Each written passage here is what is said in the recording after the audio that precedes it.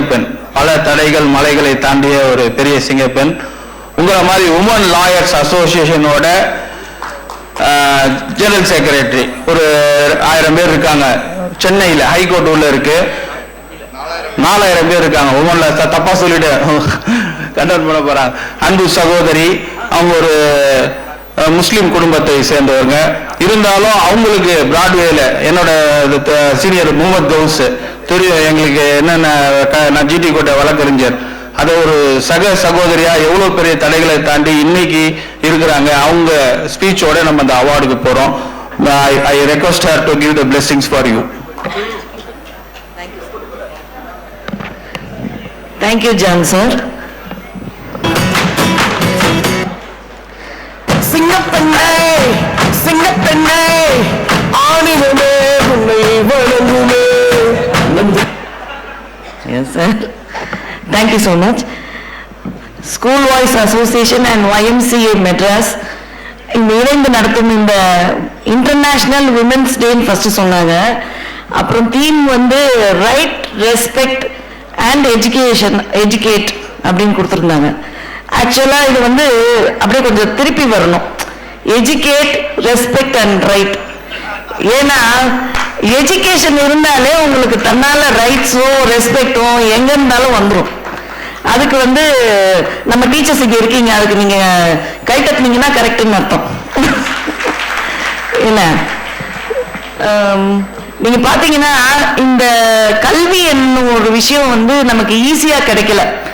சுதந்திரத்துக்காக எப்படி நம்ம நாட்டு போராளிகள் எப்படி போராடினாங்களோ அதை போல இந்த கல்வின்ற ஒண்ணு பெண்களுக்கு, முக்கியமாக பெண்களுக்கு கிடைப்பதற்கு நிறைய பேர் உயிர் தியாகங்கள் செய்திருக்கிறார்கள். நிறைய பேர் இதுக்காக போராடி இருக்கிறார்கள்.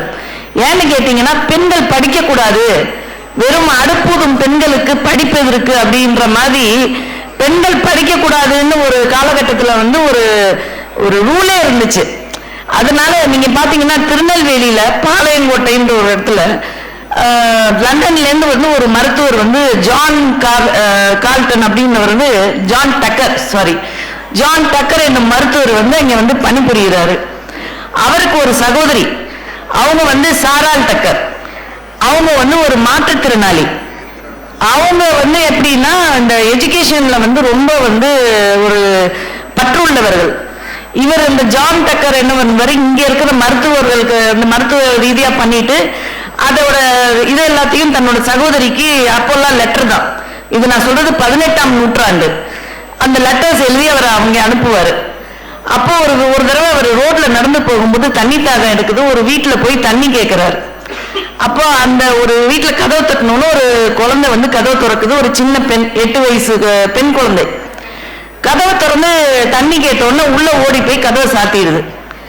உடனே அங்க இருக்க ஒருத்தர்கிட்ட, என்னங்க தண்ணி தானே கேட்டேன், நான் ஒரு மருத்துவர் தானே, எனக்கு ஏன் அந்த பொண்ணு, இல்லைங்க இங்க இருக்க பெண்கள்லாம் வெளியே வரக்கூடாது, யார்கிட்டையும் ஆண்கள்கிட்ட பேசக்கூடாது, அந்த மாதிரி இருட்டான அப்புறம் தான் வெளியே அவர்களுடைய தேவைகளுக்கு கூட, அத்தியாவசிய தேவைகளுக்கு கூட வெளியே வரணும் அப்படின்ற கட்டுப்பாடு இருக்கணும்னு ரொம்ப அவருக்கு மனசு வேதனை ஆயிடுச்சு. இதே அவருடைய சகோதரிக்கு அவர் லெட்டரா லண்டனுக்கு அனுப்புறாரு.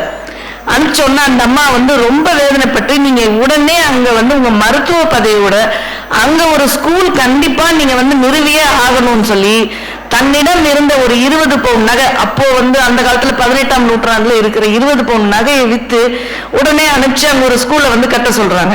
அதுதான் இன்னைக்கு பாளையங்கோட்டையில் இருக்கக்கூடிய சாரால் டக்கர் ஸ்கூல். ஆனா அதை அவரால் நடத்த முடியல கொஞ்ச நாளைக்கு அப்புறம். அப்ப மனசு வேதனையோட எழுதி அனுப்புறாரு, என்னால இதை நிறைய பேர் எனக்கு எதிர்ப்பு தெரிவிக்கிறாங்க, சரியான ஃபண்ட்ஸ் வரல, அதனால இதை மூட வேண்டிய சூழ்நிலை வந்துருதுன்னு. அந்த லெட்டர் படிச்சோன்னா அவங்க ஒரு மாற்றுத்திறனாளி ரொம்ப நலிவடைஞ்சிடுறாங்க, பெட்ரிடன் ஆயிடுறாங்க. பெட்ரிடன் எப்படின்னா, அவங்களோட ஃப்ரெண்ட்ஸ் ஒரு 3 பேர் இருக்காங்க. அவங்க பேர் மரியா, சோஃபியா அண்ட் ஜான்வான் சொல்லி. அவங்க 3 பேரும், ஏன் நீ இவ்வளோ ஒரு கல்வி கிடைக்கல பெண்களுக்குன்றதுக்காக நீ ஒரு சாவர நிலைமைக்கு பெட்ரிடன் ஆயிட்டியன்னு கேட்டப்போ அவங்க சொல்றாங்க, எனக்கு வந்து ரொம்ப மனசு வேதனையா இருக்கு. கல்வி வந்து ஒரு பெண்ணுக்கு வந்து ரொம்ப அவசியம். நான் இங்க இவ்வளவு எஜுகேட் ஆயிருக்கேன், ஆனா டவுன் ட்ராடன் அங்க ஒரு சவுத்துல வந்து இவ்வளவு பெண்கள் வந்து ஒரு முன்னேற்றம் முடியாம ஒரு சூழ்நிலை இருக்குன்னு சொல்லிட்டு அவங்க இறந்துடுறாங்க. அந்த வருத்தம் தாங்க முடியாம அந்த 3 பேரு மரியா, சோஃபியா அண்ட் ஜான்வா அவங்க அங்க இருக்கிற வந்து ஒரு லண்டன்ல இருக்கிற மொத்த பேருக்கிட்டையும் வந்து கலெக்ட் பண்றாங்க. எவ்வளவுன்னு கேட்டீங்கன்னா 811 சவரன் கலெக்ட் பண்றாங்க நகையா. கலெக்ட் பண்ணி அதை வந்து இங்க அனுப்பிச்சு அங்க இன்னைக்கு வரைக்கும் 10 லட்சம் பெண்கள் வந்து இது வரைக்கும் சாரால் காட்டன் இதுல 3 தலைமுறையாக படிச்சு வந்திருக்காங்க. இது எவ்வளவு பெரிய விஷயம். இன்னைக்கும் இருக்கு பாளையங்கோட்டையில, திருநெல்வேலி பாளையங்கோட்டை இன்னைக்கும் ஜான்ஸ் காட்டன் சார் உங்க வைஃபும் படிச்சிருக்காங்க. அதுதான் இது வந்து நடந்த உண்மை. இதெல்லாம் வந்து இப்படி எப்படி வந்து ஒரு பெண் வந்து நம்மளை விட அங்கே போய் இருந்து ஒரு உயிர் தியாகம் செய்து அங்கிருந்து அப்ப எவ்வளவு வந்து எஜுகேஷனுக்கு வந்து இம்பார்ட்டன்ஸ் கொடுத்து சாதாரணமா கிடைக்கல மக்களே. ஆனா இன்னைக்கு பாத்தீங்கன்னா சோசியல் மீடியாலையும் ரொம்ப வந்து எப்படி மனசு வருத்தப்படுது. ஏன்னா நான் ஒரு வழக்கறிஞர், என்னுடைய சங்கத்துல வந்து ஒரு 4000 பெண்கள் இருக்காங்க. டெய்லி நிறைய வழக்குகளை சந்திக்கிறோம். அப்படி பார்க்கும்போது சில பெண்களுக்கு நடக்கிற சில விஷயங்கள்லாம் பார்க்கும்போது எங்களால வந்து வெளியே அழுக முடியாது. நாங்க போய் பாத்ரூம்ல போய் நின்று அழுதுட்டு வருவோம். அப்படிப்பட்ட சில விஷயங்கள்லாம் நடக்கும். இப்ப சமீபத்துல ஒரு விஷயம் நடந்துச்சு. ஒரு 12வது படிச்ச ஒரு பெண்ணை வந்து அவங்க தகப்பனாருக்கு வந்து காலேஜில் சேர்க்கிறாங்க. பேர் சொல்ல விரும்பல, காலேஜ் பேர் சொல்ல விரும்பல. அதை அனுப்புறதுக்காக என்ன பண்றாரு, பஸ்ல எல்லாம் அனுப்பிச்சா பாதுகாப்பு இல்லைன்னு சொல்லி ஆட்டோல அனுப்புறாரு. எனக்கு அதை நினைக்கும் போது எனக்கு அந்த ஒரு ஃபீலிங் வருது. ஏன்னா என்னோட தகப்பனாரும் நான் பஸ்ல எல்லாம் போகக்கூடாதுன்னு சொல்லி என்னைய வந்து அப்போவே 92ல வந்து நான் வந்து காலேஜ் படிச்சப்போ பிஎஸ்சி மைக்ரோபயாலஜி நான் வந்து SITல படிக்கிறேன். அதுக்கு என்ன வந்து ஆட்டோல அப்பவே வந்து 800 ரூபாய் மாசம் கொடுத்து அனுப்புவார். அப்ப எவ்வளவு ஆச்சு உங்களுக்கு பாருங்க. அப்ப தங்கமே வந்து 1200 ரூபாய் தான் விலை அந்த சமயத்துல. சோ அந்த மாதிரி அந்த தகப்பனார் வந்து தன் பெண் குழந்தைய பாதுகாப்பா அனுப்பணுன்றதுக்காக அந்த ஆட்டோக்கு வந்து அனுப்புறாரு.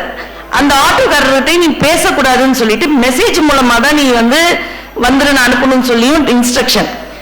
இந்த நம்பரை வந்து அந்த கூட இருக்க ஃப்ரெண்டு வந்து வாங்கிட்டு, இந்த பொண்ணு முதல் நாள் காலேஜுக்கு போகுது, ஃபர்ஸ்ட் டே, நீ ரொம்ப அழகா இருக்கன்னு ஒரு மெசேஜ். 2வது நாள் உன் ட்ரெஸ் அழகா இருக்குன்னு ஒரு மெசேஜ். 3வது நாள் உன்ன மாதிரி ஒரு உலக அழகியே இல்லைன்ற ஒரு மெசேஜ். இப்படி அனுப்பிச்சோன்னு அந்த பொண்ணு she got carried away. பெண்களை தான் நீ அழகா இருக்க, நீ நல்லா இருக்க, நீ உலக அழகி அப்படின்னு சொன்னா உடனே மயங்கிடுறாங்கல்ல. உடனே she fell down. அந்த அந்த நபரோட வந்து 4வது நாள் 5வது நாளே she went to the park. போயிட்டு அங்க உட்காந்து பேசி இந்த இதெல்லாம் வந்து டெவலப் ஆகி இட் பிகேம் லவ் மாதிரி. It's not love, actually it's not love. அது வந்து அவங்க லவ்னு சொல்றாங்க, but I don't say it as a love. என்ன ஆயிடுச்சு, அந்த பார்க்ல உட்காந்து இப்படி ஒரு வாரம் அந்த பெண்ணை வந்து அவன் இது பண்றான். அதுக்கப்புறம் என்ன சொல்றான், ஒரு டாக்டரோட விவரத்தை கொடுத்து, இந்த டாக்டர் வந்து இந்த பார்க்குக்கு எத்தனை மணிக்கு வாக்கிங் வர்றாரு, அவரோட வண்டி நம்பர் என்ன, அவரோட டீட்டெயில்ஸ் என்ன, அவர் வந்து எத்தனை மணிக்கு வருவாரு, எத்தனை மணிக்கு போவாருன்ற டீட்டெயில்ஸை எனக்கு நீ கொடுத்தாதான் நீ என்ன உண்மையா லவ் பண்றன்னு அர்த்தம் அப்படின்னு. உடனே இந்த பொண்ணு, அதாவது லவ்வுக்கும் இதுக்கும் என்னடா சம்பந்தம் இருக்குன்னு கொஞ்சமாச்சும் யோசிக்கணும். நம்ம பெண்கள் வந்து இன்னைக்கு வந்து ரொம்ப வந்து ஒரு எப்படி சொல்றதுன்னா ஒரு பாதுகாப்பற்ற சூழ்நிலையில இருக்காங்க. மனதளவுல வந்து நம்ம வந்து ரொம்ப வந்து எக்விப்டா இருக்கணும். ஏன்னா இன்னைக்கு விமென்ஸ் டே கொண்டாடுறது 1 to 8 வந்து எல்லாம் வந்து விமென்ஸ் டே கொண்டாடிட்டு ஒரு நாள்ல தூக்கி போட்டு போறது கிடையாது. பெண்கள் இந்த சமுதாயத்துல எவ்வளவு பாதுகாப்பாக இருக்க வேண்டும் என்பதற்கு இது ஒரு உதாரணம். என்ன பண்றான் அவன் வந்து கேட்டோன்னே இந்த பொண்ணு போய் அவங்க அப்பார்ட்மெண்ட்ல இருக்க அந்த டாக்டரை பத்தி விசாரிச்சு அவங்க கிட்ட டீடைல்ஸ் கொடுத்துருச்சு. அசோக் நகர்ல அவன் 17 இடங்களில் வெட்டப்பட்டு அந்த டாக்டர் கொலை செய்யப்படுகிறார். ஒரு வாரத்தில் போலீஸ்ல வந்து அவ்வளோ இன்வெஸ்டிகேஷன் பண்ணி பிடிச்சி எடுத்து ட்ரேஸ் பண்ணி வந்தா கடைசியில இந்த பெண்ணோட செல்லுல இருந்தா அவனுக்கு வந்து மெசேஜ் போயிருக்கு, டாக்டரோட டீடைல்ஸ். அவங்க அப்பா அம்மா வீட்டுக்கு போய் கேட்டோம், நாங்க அப்பா அம்மா எங்க பொண்ணுக்கு அதுக்கும் சம்பந்தம் இல்லை அப்படின்னு. இங்க பாருங்க உங்க பொண்ணோட நம்பர்ல இருந்தா இது வந்திருக்கு அப்படின்னு. உடனே அதை எடுத்துட்டு போயிட்டு கமிஷனர் ஆபீஸ்ல வந்து கொடுத்து அவங்க பெற்றோரையும் கூப்பிட்டு போறாங்க. போய் விசாரிக்கும் போதுதான் இந்த பொண்ணு கொடுத்த தகவல்லாம் உண்மை தெரிய வருது. அப்போ வந்து அந்த விசாரிச்ச இன்ஸ்பெக்டர் வந்து ரொம்ப நல்லவர். அவர் என்ன சொல்றாரு, ஒரு பொன் குழந்தை உன்னோட லைஃப் வந்து வீணா போயிடும், அதனால நீ வந்து அப்ரூவரா மாறிடு. அப்ரூவரா மாறிட்டீங்கன்னா நான் உன்னை காப்பாத்தி இந்த கேஸ்ல இருந்து வெளியே கொண்டு வந்துடுறேன், நீ வந்து அவனை மட்டும் நீ நாங்க தண்டிச்சுக்கிறோம் அப்படின்னதுக்கு முடியாது. அதான் சொல்ல, காதல் கண்ணை கட்டுதான். இது வந்து காதல் கிடையாதுங்க, இது வந்து என்ன சொல்றதுன்னு தெரியல. இது இல்ல, நான் வந்து அப்ரூவரா மாற முடியாதுன்றுச்சு அந்த பொண்ணு. எவ்வளவோ கவுன்சிலிங் கொடுக்குறோம், எவ்வளவோ போலீஸ் வந்து பேசுறாங்க, முடியவே முடியாதுன்றுச்சு. இன்னைக்கு அந்த பெண்ணு புழல் ஜெயில 10 வருஷம் சிறை தண்டனையில உட்கார்ந்துருக்கா. +2 படிச்ச பொண்ணு, காலேஜுக்கு போகாம இன்னைக்கு ஒரு சமுதாயத்துல ஒரு இன்ஜினியராவோ டாக்டராவோ ஆக வேண்டிய ஒரு பெண் இந்த சோசியல் மீடியானால இன்னைக்கு புழல் ஜெயில 10 வருஷம் சிறை தண்டனை வாங்கிட்டு உட்கார்ந்து இருக்கிறா. யோசிச்சு பாருங்க. சோ பெண் விடுதலை, ரைட்ஸ், சுதந்திரம் அப்படின்றதெல்லாம் வந்து நம்ம வந்து உடனே ஆண்களுக்கு நிகரா அதெல்லாம் கிடையாது. எது ரைட்? இன்னைக்கு ரோட்ல ஸ்லம்ல இருக்கிற பிள்ளைங்களுக்கு மறைமுகமா வந்து அவங்களோட சுய தேவைகளை நிறைவேற்றிக்கிற அளவுக்கு ஒரு பாத்ரூம் ஃபெசிலிட்டியோ இல்ல மறைமுகமா அவங்க ட்ரெஸ் மாத்திக்க இடம் இருந்தாலே அது அவங்களோட ரைட்டு. ஒரு பெண்ணுக்கு வந்து தான் என்ன படிக்கணும்னு தீர்மானிக்கணும், நான் இப்படி இருக்கணும் வரணும் அப்படின்னு நினைச்சா அது ரைட்ஸ். அதை விட்டுட்டு நான் எல்லாம் பண்ணுவேன், எப்படி வேணா இருப்பேன், என்ன வேணா பண்ணுவேன், அது ரைட்ஸ் கிடையாது. தயவுசெய்து ரைட்ஸை தப்பா பயன்படுத்தாதீங்க, எதையுமே வந்து சரியாக பயன்படுத்துங்க. ரொம்ப நேரம் எடுக்க விரும்பல, ஏன்னா அவரு திட்டிட போறாரு. ஜான் சார் திட்ட மாட்டீங்கல்ல சார்? ஓகே. அடுத்து ஒரே ஒரு இது நம்ம ஆசிரியர்களுக்காக. இது நம்ம ஒபாமா வந்து பிரசிடென்டா இருந்தார் அப்போ அமெரிக்கால. அப்போ அந்த சமயத்துல அவரை வந்து இண்டஸ்ட்ரியலிஸ்ட் எல்லாருமே பார்க்க போறாங்க. பார்க்க போயிட்டு என்ன சொல்றாங்கன்னா, நீங்க வந்து உடனே வந்து பில்கேட்ஸை வந்து நாடு கடத்தணும். இது வந்து நடந்த உண்மை, ஸ்டோரி கிடையாது, கதை கிடையாது. பில்கேட்ஸை வந்து உடனே நாடு கடத்த வேண்டும் அப்படின்னு. உடனே ஒபாமாக்கு வந்து ஷாக் ஆயிட்டார்.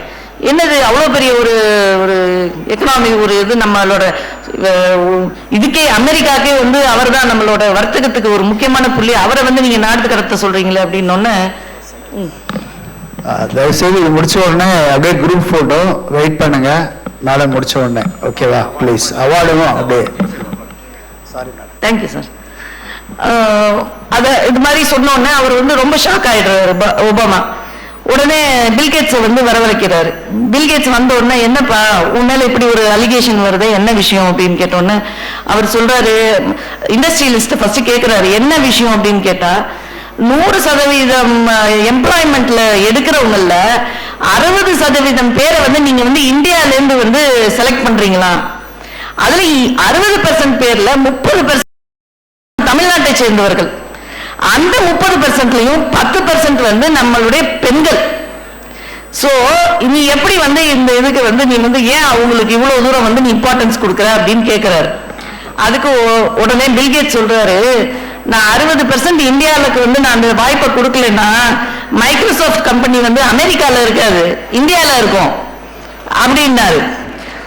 இங்க இருக்காது, மைக்ரோசாஃப்ட் கம்பெனி அமெரிக்கால இருக்காதுங்க, இந்தியாவுக்கு போயிடும், பரவாயில்லையா அப்படின்னு கேட்டாரு. உடனே ஒபாமா அதோட நிறுத்தல, ஷாக் ஆயிட்டு இவெண்ட் உடனே யூனிவர்சிட்டிக்கு போறாரு. அந்த சாஃப்ட்வேர் யூனிவர்சிட்டிக்கு போயிட்டு எல்லா ஸ்டூடெண்ட்ஸ் எல்லாரையும் வச்சு, டீச்சர்ஸ் எல்லாரையும் கூப்பிட்டு உடனே இஸ் பிளாஸ்டிங். எப்படி நம்ம இதுல இவ்வளவு ஒரு எக்யூப்மெண்ட்ஸ் இருக்கு, இவ்வளவு ஒரு ஆசிரியர்கள் இருக்காங்க, எல்லாம் இருக்காங்க, நீங்க வந்து விட்டுட்டு இந்தியாவில தான் புத்திசாலிங்க இருக்காங்களா, அறிவாளிங்க இருக்காங்களா அப்படின்னு கேட்ட உடனே அந்த பல்கலைக்கழகத்துல இருந்த ஒரு ஆசிரியை, நம்ம தமிழ்நாட்டை சேர்ந்த ஒரு பெண், அவங்க தான் பதில் யாருக்குமே பதில் சொல்ல தெரியல, அவங்க தான் பதில் சொல்றாங்க. அதுக்கும் உடனே மேடையேறி வந்து ஒபாமா கிட்ட சொல்றாங்க, நாங்கள் எங்கள் குழந்தைகளுக்கு கல்வி மட்டும் சொல்லி தருவதில்லை, ஒழுக்கத்தையும் டிசிப்ளினை சேர்த்து சொல்லி தரோம் அப்படின்றாங்க. அதுதான் வந்து நம்ம நாடு வெற்றி பெறுறதுக்கு வந்து முதல் வந்து ஸ்டெப். சரிங்களா? அதனால வந்து ஆசிரியர்களோட பொறுப்புன்றது ரொம்ப ஒரு சாதாரணமான விஷயம் கிடையாது. நம்ம குழந்தைங்களை இப்ப கூட நான் வந்து என்னோட பேரனோட ஸ்கூல்ல வந்து விமென்ஸ் டே, ஸோ அதை முடிச்சுட்டு தான் வந்தேன். அந்த டீச்சர்ஸ் வந்து அந்த குழந்தைங்களை ஒரு 2 வயசு 3 வயசுலேருந்து அவங்க எப்படி வந்து பாதுகாத்து ஒரு ஆளை ஆக்கி நம்ம கிட்ட ஒப்படைக்கிறாங்க. ஸோ அந்த ஒரு பொறுப்பு, செகண்ட் தாயின்னு சொல்லுவாங்க டீச்சர்ஸ். அந்த அளவுக்கு வந்து அவங்களுக்கு வந்து அவ்வளவு பொறுப்புகள் இருக்கு. அதனால வந்து டீச்சர்ஸை வந்து லேசில் இட போட்டுறாதீங்க தயவு செஞ்சு. They have a great responsibility in this society. அவர்களுக்கென்று ஒரு பெரிய ஒரு கடமை அவர்களுக்கு. ஒரு குழந்தையையும் நல்லொழுக்கத்துடன் நல்லபடியா வளர்க்க வேண்டியது அவர்களுடைய கடமையாக அவர்கள் செய்து கொண்டிருக்கிறார்கள். அதற்கு என்னுடைய மிகவும் சிறந்த தாழ்ந்த ஒரு சல்யூட் உங்களுக்கு. ஆமா, இதுக்கு மேல ரொம்ப பேசினா அவர் என்னை அடிச்சு தோத்திடுவாரு. விமென்ஸ் டே மட்டும் ஒரே ஒரு விஷயம் மட்டும் சொல்லிடுறேன். அதுக்கு மட்டும் சொல்லிட்டு நான் முடிச்சுக்கிறேன் என்னோட இதை. அதாவது 90 ரொம்ப இறுக்கமா உட்காந்துருக்கீங்க எல்லாரும், கொஞ்சம் அப்படி ரிலாக்ஸ் ஆகுங்க. விதி படம் பார்த்துருப்பீங்க எல்லாரும், ஒரு 80s 90s கிட்ஸ் எல்லாம் பார்த்துருப்பீங்க.